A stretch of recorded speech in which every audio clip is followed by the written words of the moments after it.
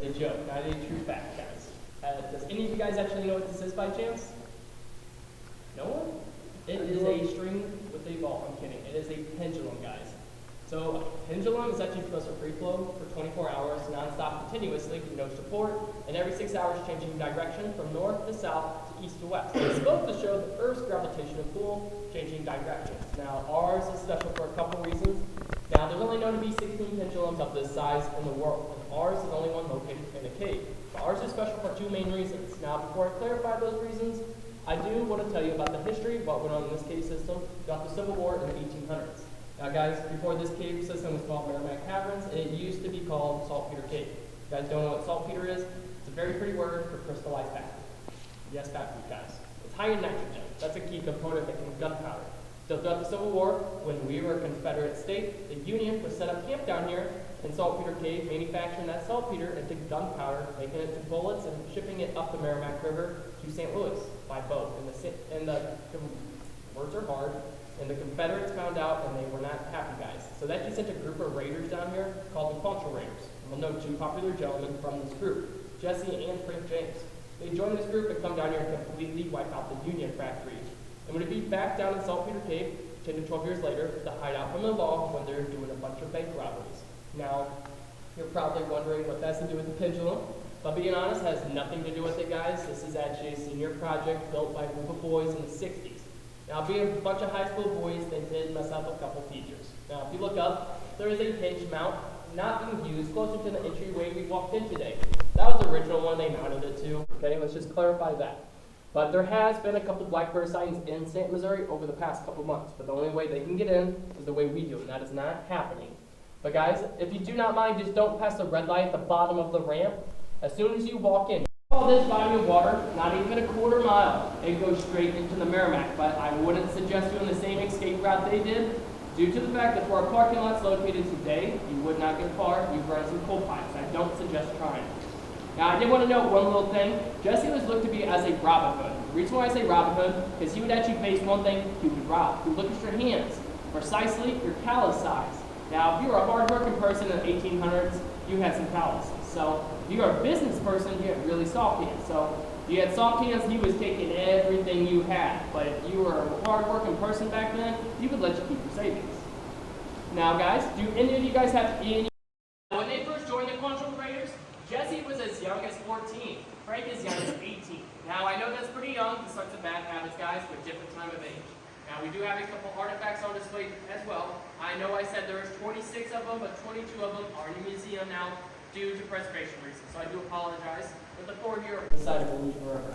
Keep in mind, Injun Joe was the villain. He was actually chasing Tom and Becky, the good people, up this hill. Keep in mind, there was a lot of Hollywood edits involved.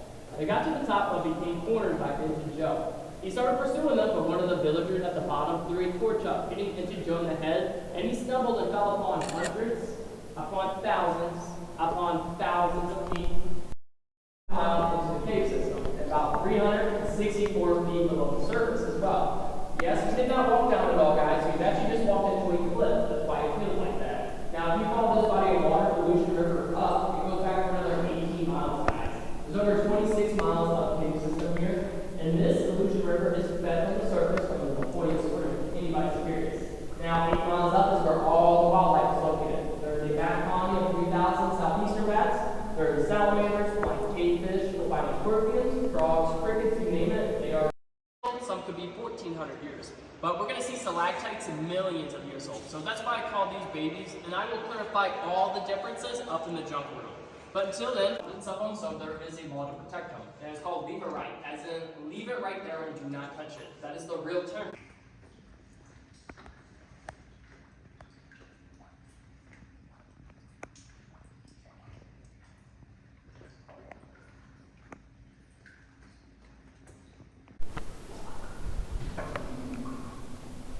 Alright, guys, I'm going to ask you to clarify what's going on up here on this side of Onyx Mountain. Now, to clarify, any white elements is calcium and calcite. There's two elements there. Now, if you see me tan, this is iron oxide. So these are underwater for about 100 years, and they're still really, really tiny. Now, this next row I'm about to go up to is called the white. There's nothing crazy difference, okay? So guys, if you take your time, if you guys are ready to head on out, you're welcome to. But if you guys want to take any final picture today? Yeah, this is just one big rock. Yeah, this is over 600 feet. Now, I know it divides itself on this like wall, but technically it's still pretty dangerous. And what's cool, we don't just have one, but we have two stalactite chandeliers. And one of my favorite part is actually this cupcake over here with some cinnamon twist hanging out of it. Pretty hungry, guys.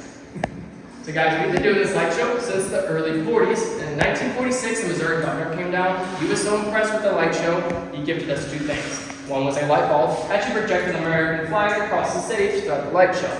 The second was an artist named Kate Smith. If you guys don't know who Kate Smith is, she sang God Bless America. She came down for a whole day of tours and sang right there to over 50 to 60 groups, meaning that's every 10 to 15 minutes. So we did appreciate her doing that, but due to her passing and copyright reasons, we did have to change her song to a remix. It's still her, we just did not want to get sued, guys, but it is her. We did take the light bulb out as well due to preservation reasons. It's in a museum as well.